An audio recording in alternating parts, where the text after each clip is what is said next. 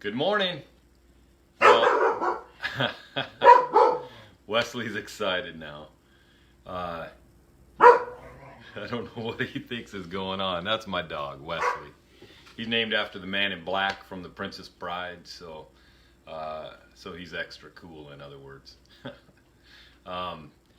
Getting ready to do another devotional today, just sharing kind of what I learned as I went through the scripture this morning again, and just love doing that. And my heart is to help everybody understand who the real Jesus is. So before I get started today, I noticed that I have a lot of different states going on.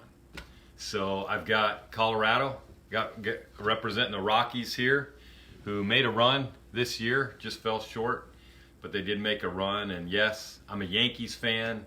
I don't see a great conflict since they're in different leagues, so I do pull for the Rockies as well. From Colorado, so a little shout out to all my Colorado peeps. Many of you I know from Colorado since I grew up there, and you're scattered about the country and even the world at this point. So wherever you may be watching this from, a little shout out to everybody I know from Colorado. And then I got to do a shout out to my Alaska peeps too. I know a lot of people in Alaska, so hopefully you can make this out. It's the Fish House, I think it is, in Seward, Alaska. Yep, the Fish House. So I'm not going to keep that on, but I had it on yesterday, so I thought I'd point that out. And then I got my coffee again today, and this is a shout out to my Oregon friends. And this was a cup that was given to us by our dear friends David and Carlin Kennedy in Sheridan, Oregon.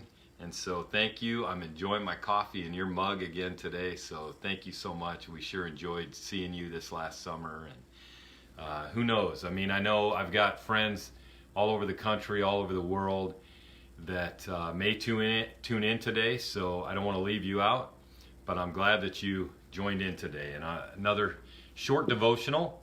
And today I'm still in the series, The Real Jesus. He values everyone.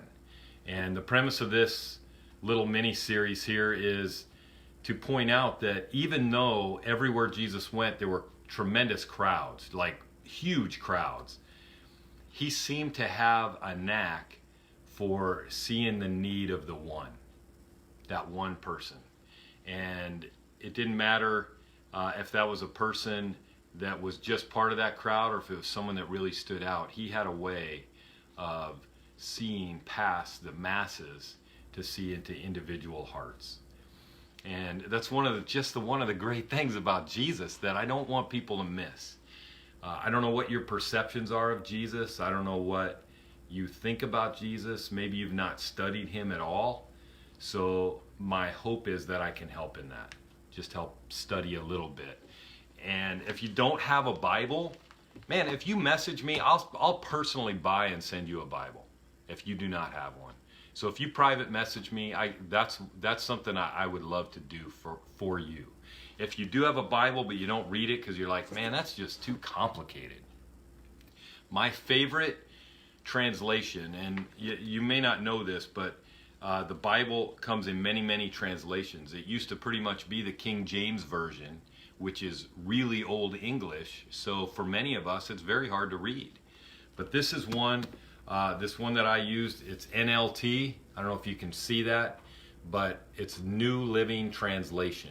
And I really like this one. It's a much easier read. It's written in today's language, translated into today's language. So I recommend that, and that's what I read from personally. That's what I preach from on Sundays, which, by the way, you can tune in there. I do Facebook Live at our church website, which you should be able to find through my page, but if not, it's Crossroads Community Church. And if you type that in, you should be able to see it there. But we go live every Sunday morning with our service. So I'm reading in the book of Matthew, and I'm in chapter 8, and I'm not just doing every single verse or every single passage. I'll skip around a little bit. And today's piece is a little bit different. Well, first of all, I got to point out, man, these are flowers that I got for Jen. Some of you saw that it was our dating anniversary this last week.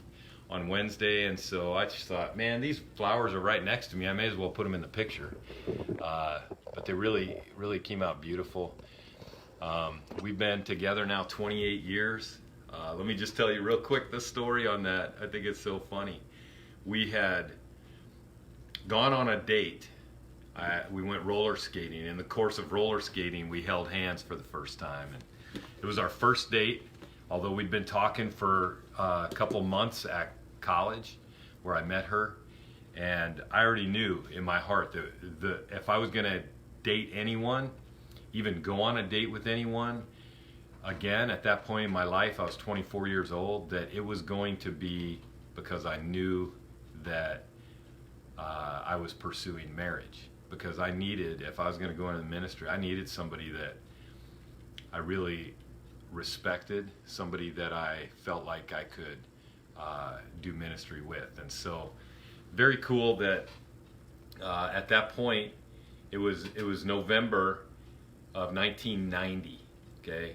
And we went on this date, and I just knew. I just knew that this was somebody that at least I was ready to pursue to be my wife.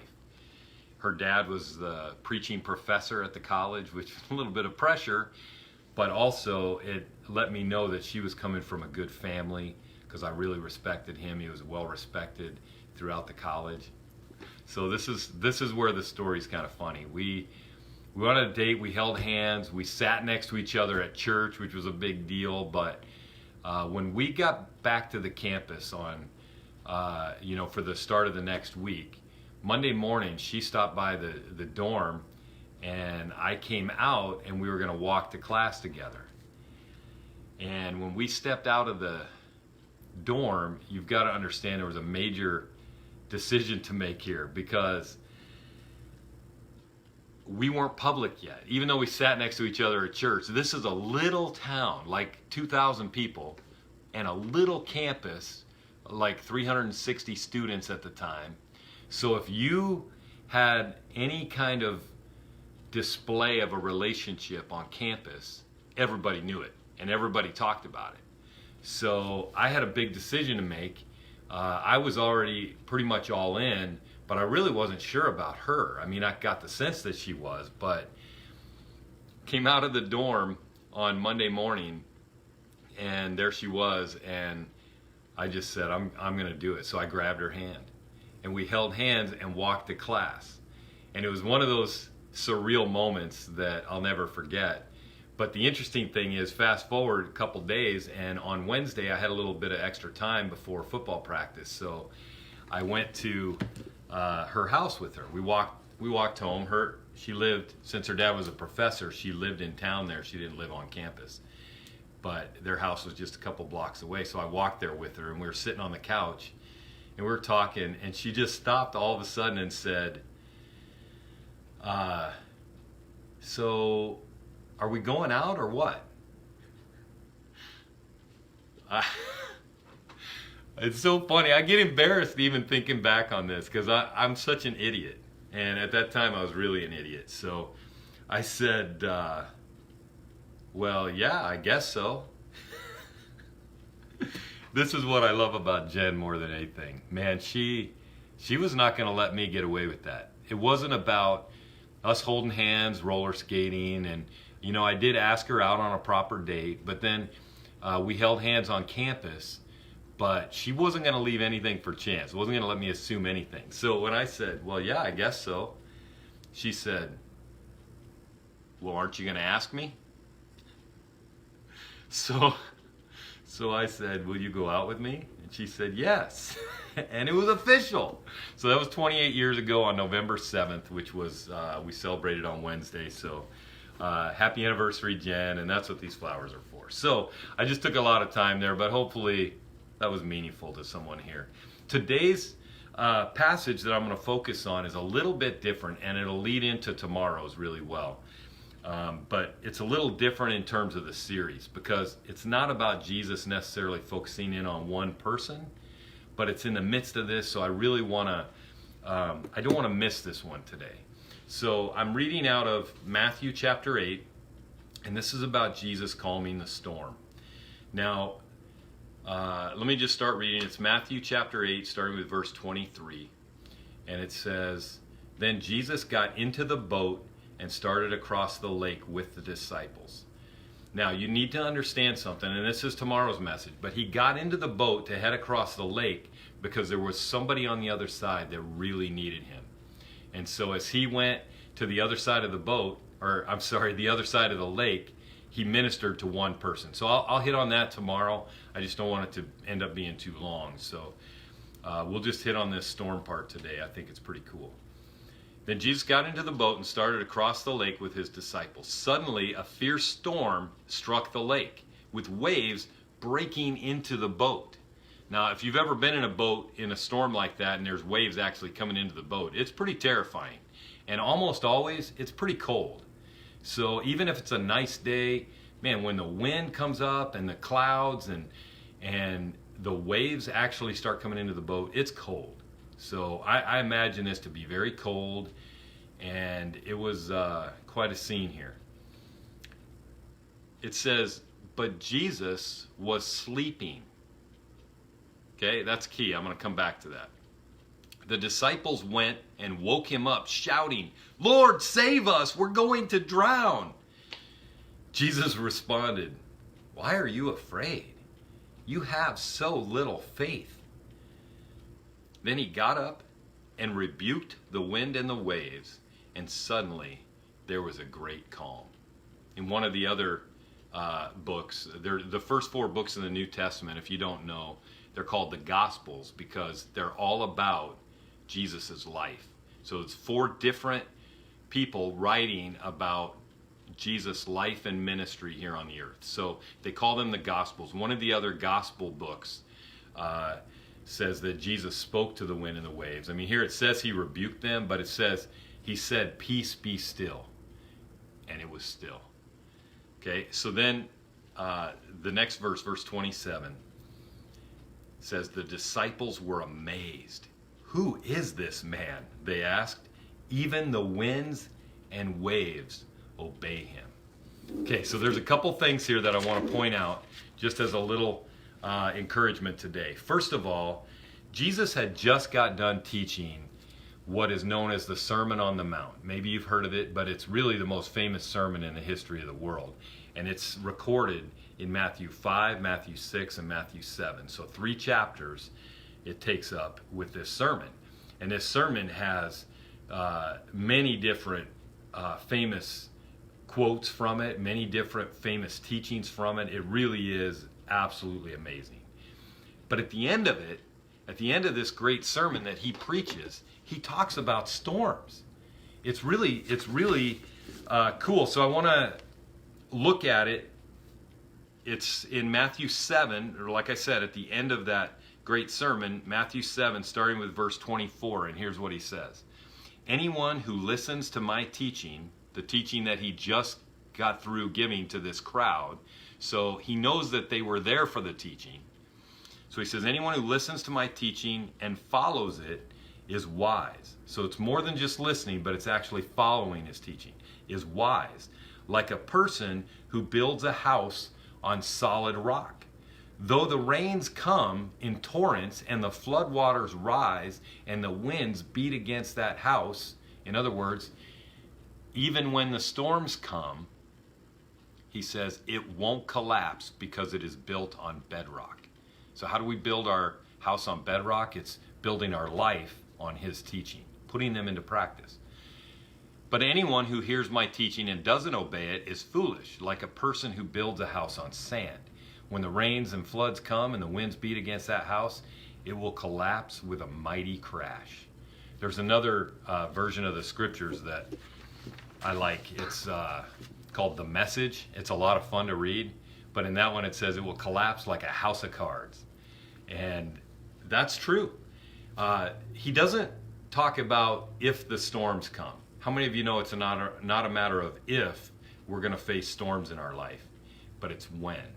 Because everybody faces storms. We face storms of all different kinds. Sometimes it's a storm of, I just have a good friend who just found out that he has colon cancer.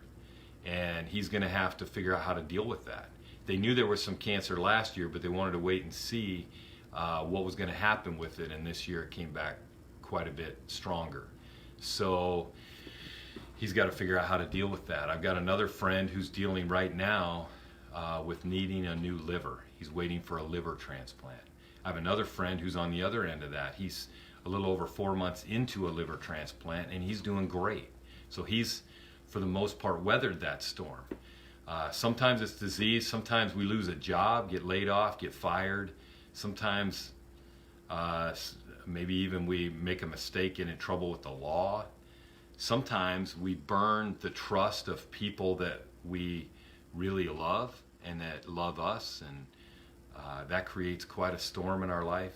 So whatever it is, I mean, storms are going to come. Storms are going to come. It's just a matter of are we going to be ready for them when they do?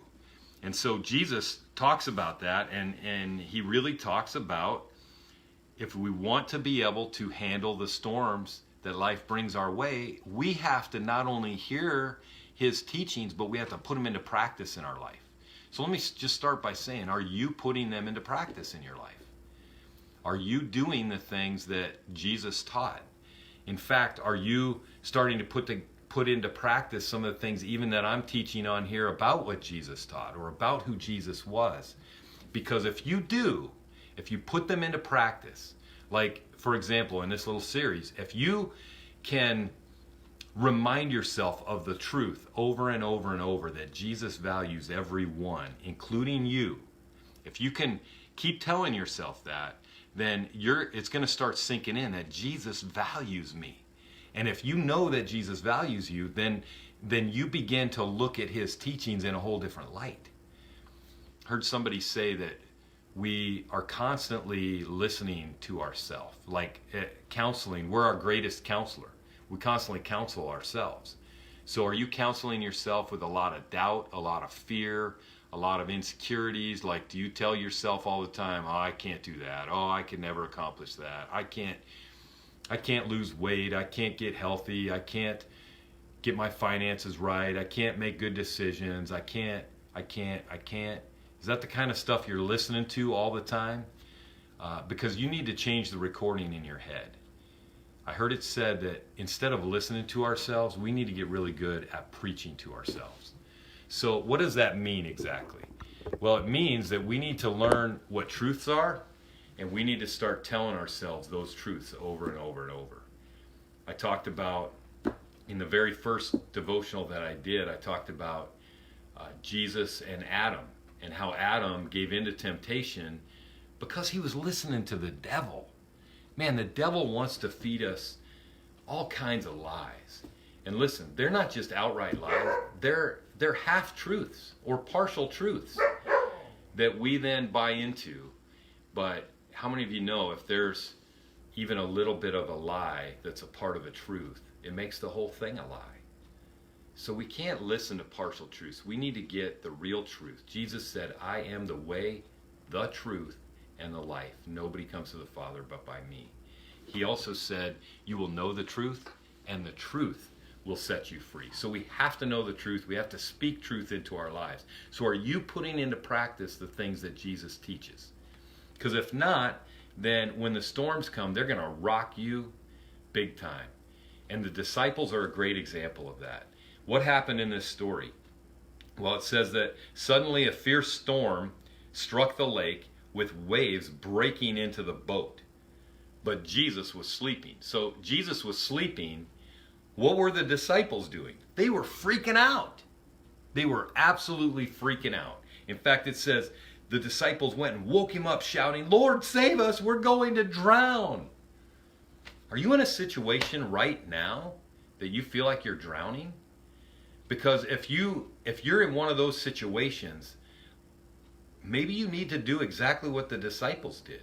Now listen, they weren't in the best spot here because their faith was low. Even Jesus points that out. But they still knew where to turn.